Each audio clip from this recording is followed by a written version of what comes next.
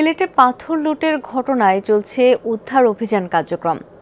এই মুহূর্তের আপডেট একটু জেনে নিতে চাই, সহকর্মী আখলাকুস সাফা রয়েছেন সেখানে। সাফা, পাথর উদ্ধার অভিযান নিয়ে সবশেষ কি তথ্য রয়েছে আপনার কাছে, বিস্তারিত জানাবেন আমাদের।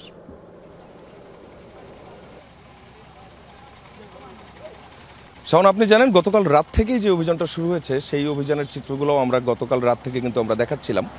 এই যে চেকপোস্টটি আছে, অর্থাৎ ভোলাগঞ্জ থেকে বের হওয়ার যে রাস্তাটি, সেই রাস্তায় যতগুলো ট্রাক এই পাথর বোঝাই করে গতকাল বিকেলের পর থেকে রওনা দিয়েছিল, সেই সবগুলো ট্রাককে গতকাল রাতের মধ্যেই কিন্তু সেই সবগুলো ট্রাককে আটকে দেওয়া হয়েছে এবং সেখানে প্রতিটি ট্রাকে কি কি ধরনের পণ্য আছে সেগুলো খুঁজতে যেয়ে বেশিরভাগই পাওয়া গিয়েছে কিন্তু এই সাদা পাথর, এবং সেগুলো পরীক্ষা নিরীক্ষা করে সেগুলোকে আটকে দেওয়া হয়েছে, আটকে রাখা হয়েছে এখনও পর্যন্ত। এবং এখানে আমরা দেখছি যে যৌথ বাহিনীর যে অভিযান, সেই বাহিনীর অভিযানের সঙ্গে প্রশাসনের যারা আছেন তারাও কিন্তু এর সঙ্গে সম্পৃক্ত আছেন।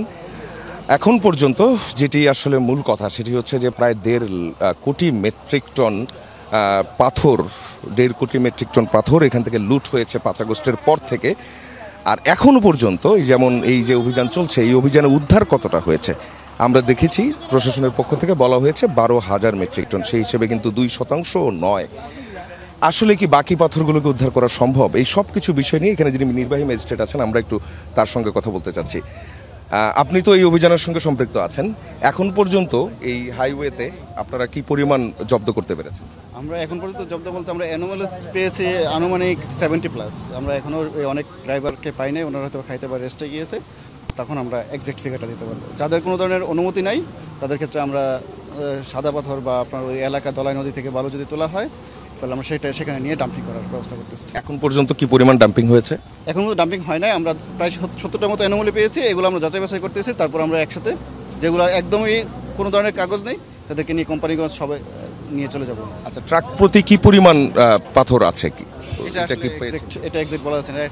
আচ্ছা, একটা বিষয়, যাদেরকে আপনি এখানে জব্দ করছেন সেখান থেকে কারা ক্রেতা কারা বিক্রেতা অথবা কোথা থেকে তারা নিয়ে আসলো, এই বিষয়গুলো জানতে পারছেন কি? হ্যাঁ, এই বিষয়গুলো স্টোন ক্রাশার থেকে তো ওরা মূলত আনতেছে, আমরা সেগুলোতে অভিযান পরিচালনা করতেছি। আচ্ছা, আমি বলতে চাচ্ছি যে যারা এর সঙ্গে জড়িত তাদেরকে কি আইডেন্টিফাই করা যাচ্ছে? এটা আমরা এখনো করি না, আমরা এখনো এটা করি না। আমরা শুধু আপাতত জিনিসটা স্টপ করতে যাচ্ছি, তারপর আমরা আইডেন্টিফাই বিভিন্ন মাধ্যম আছে, বিভিন্ন যারা সম্পৃক্ত দপ্তর আছে তারা এটা নিয়ে কাজ করতেছে। আপনাকে অনেক ধন্যবাদ। শাওন, আপনি শুনছিলেন, এটি হচ্ছে বাস্তবতা। চলছে এখনো পর্যন্ত যেই পরিমাণ পাথর আগের জায়গায় ফেলে দেওয়া হয়েছে, আগের জায়গায় রাখা হয়েছে, সেগুলো এখন যাতে ঠিকঠাক মতো থাকে এই জন্যই কিন্তু প্রশাসনের এই অভিযান।